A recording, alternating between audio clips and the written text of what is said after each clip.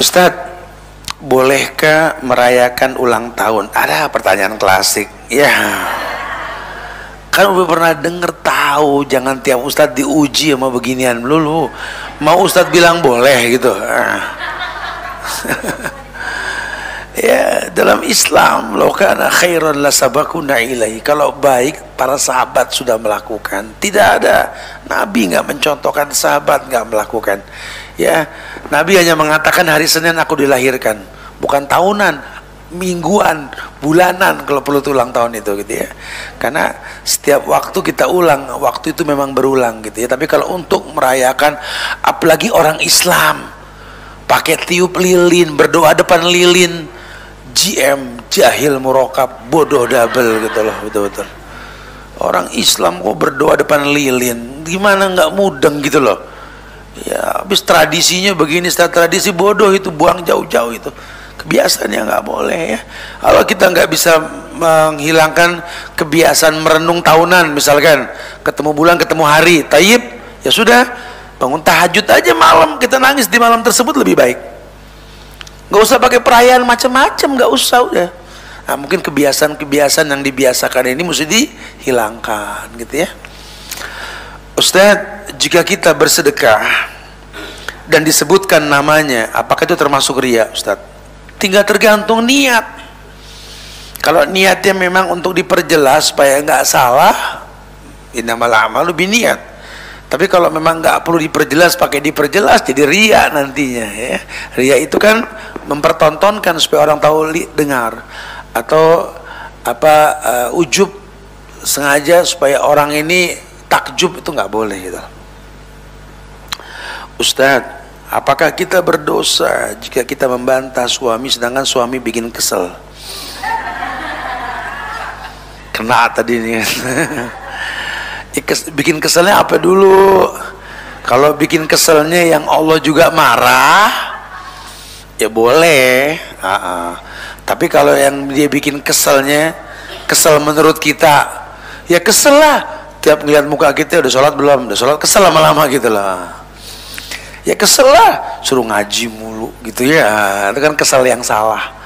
Tapi kalau kesel ngelihat suami nggak sholat, ngelihat suami nggak demen ibadah, ya males. Benci dan cinta kita tuh karena Allah. Saya suka sama dia, cuman Allah benci, saya belajar benci juga sama dia gitu loh. Tapi tetap ya, ada tata krama. Rakyat ngomong kepada presiden tuh ada adab, ada etikanya. Namanya ibu kan rakyat, suami kan pemimpin yang dipilih, betul? Ada tata keramanya gitu ya. Kayak makmum ke imam, imam salah, makmum ingetin. Kalau perempuan, kalau yang laki, subhanallah, jangan imam salah main tarik kerahnya, mundur. Nggak ada tuh, ada begitu ya dalam Islam ya. Ustadz, bagaimana kiatnya menjadi orang tawadu? Tawadu itu kalau bahasa syairnya, takun kan najmi lahali nazirin ala safahatil ma fahuwa qarib, wala takun kadduhan ya'lu binafsi ala tabaqatil bari fahuwal wadi'. Merendahlah kamu, tawadu itu merendah seperti bintang yang tinggi di atas permukaan air, dekat cahayanya, pada hakikatnya dia jauh. Jangan seperti asap yang dekat tapi nggak kepegang. Tawadu seperti itu ya. Kita disuruh merendah, nggak perlu bilang kita sehat, cukup sering datang ke majelis taklim ya. Nggak usah ngomong saya sih sehat, buktiin kalau sehat. Sehat jarang nongol gitu ya. Sehat subuhnya barang duha gitu. Orang kalau sehat gitu ya maksimal dalam, jadi nggak usah. Nggak usah. Saya sehat ini sono ke sono, ini tanah nih punya siapa kayak gitu ya. Atau nggak usah buktiin sama sedekah, buktiin. Nggak usah berteori, hidup ini praktek. Kalau saya punya rezeki saya bakal bangun semuanya masjid. Lah rumah juga mana masjid semua, betul?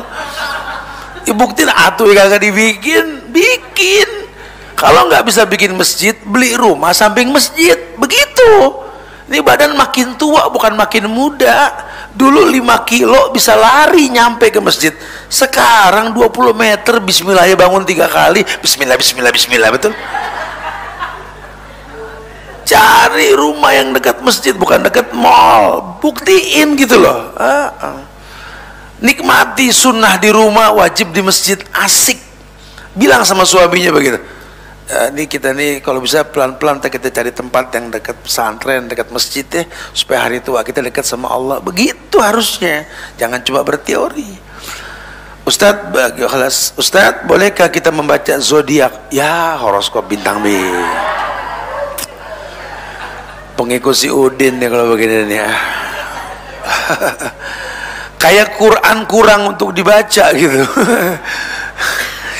Zodiak, horoskop bintang-bintang, segala bintang apa itu, Gemini, Virgo, Libra, karya tulis para dukun, udah bohong udah.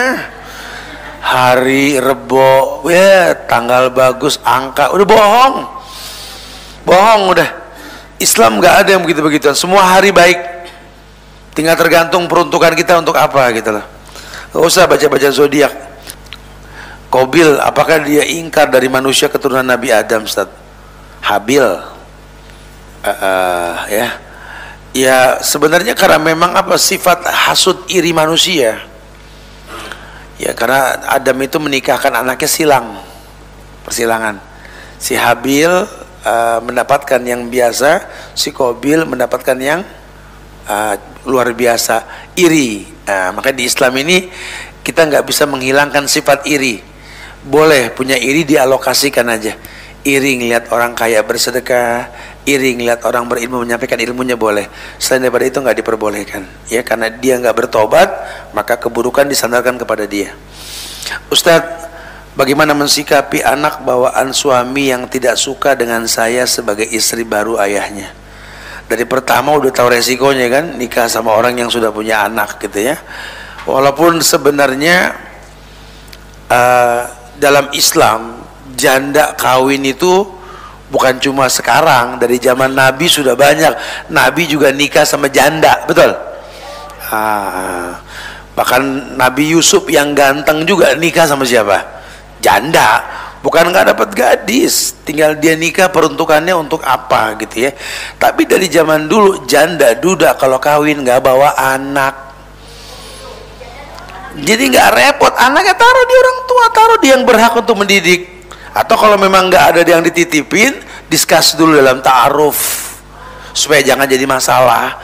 Rumaisah binti Milhan, perempuan yang Nabi lihat lagi wudhu di sorga, ibunya Anas bin Malik. Waktu dia mau menikah sama Abu Thalha, Anas bin Malik ditaruh di mana? Rasul. Jadi pembantu Rasul. Rumaisah nikah nggak bawa anak jadi wasit. Enggak, anak ditaruh. Karena perempuan kalau sudah nikah, suami nomor 1. Nah, suami mesti tahu tuh. Jadi jangan lagi dia terbebani sama anak-anak kamu. Anak kamu ya punya ibunya kalau masih ada, ya ibunya yang mendidik. Atau letakkan pada siapa yang bisa mendidik. Jangan sampai istrimu yang baru ini suruh akur dengan orang yang susah diakur. Jadi dalam bahasa agama tuh begitu. Ini kita kadang-kadang sekarang nikah nih dengan nafsu. Kamu nikah dengan aku, buy one get two, get three, get one. Lakinya dengan syahwat yang di kedepan, ya udah nggak apa-apa dulu deh, yang penting dapat gitu. Ya ini emang mesti ada kajian prawedding sebulan, jangan sekali gitu ya, baru paham nanti. Ustaz, itu tapi kalau anaknya masih kecil juga gitu dititipin gitu. Ada ta'aruf, makanya ada ta'aruf. Anas bin Malik dititipkan ke Rasul itu usianya masih gulam, 7-8 tahun usianya. Jadi makanya kalau mau nikah mikir-mikir, jangan main nikah aja akhirnya anak jadi korban. Jadi omongin sama calon suaminya nih, saya sih nggak mungkin menolak ada orang baik datang ke saya terima ya, tapi saya masih punya anak yang saya belum bisa titipkan ke yang lain. Kira-kira dimaklumin nggak? Kalau kira-kira nggak dimaklumin, ya udah ntar dulu deh. Ada omongan, jangan sudah nikah baru nanya. Ya kalau udah nikah kan susah, suami punya hak. Ya, Tuhan perempuan di bumi itu kan suami. Susah nanti kalau udah nikah. Sebelum nikah ada yang namanya ta'aruf. Tak kenal maka ta'aruf. Cari tahu supaya tahu. Suami juga bilang, saya nikah sama kamu, saya punya anak ketitipan, ibunya meninggal atau mungkin nggak baik atau apa, kira-kira gimana? Kalau dia bilang saya nggak bisa sama anak-anak, saya khawatir saya zolim karena saya bukan ibunya, omong dari pertama. Tapi insya Allah saya belajar, yang kamu suka saya suka insya Allah. Tapi tolong siapkan maklum. Nah suami kalau udah ngeliat kayak gitu, kerjasama sama mertua, kan nggak ada bekas mertua, seperti nggak ada bekas orang tua, betul? Iya, Bu saya mau nikah lagi, saya berharap cucu ini di tangan ibu dulu ya, saya jamin bulanannya, hariannya dan lain sebagainya. Itu basa-basi sebelum pernikahan ya. Wallahu alam bishawab.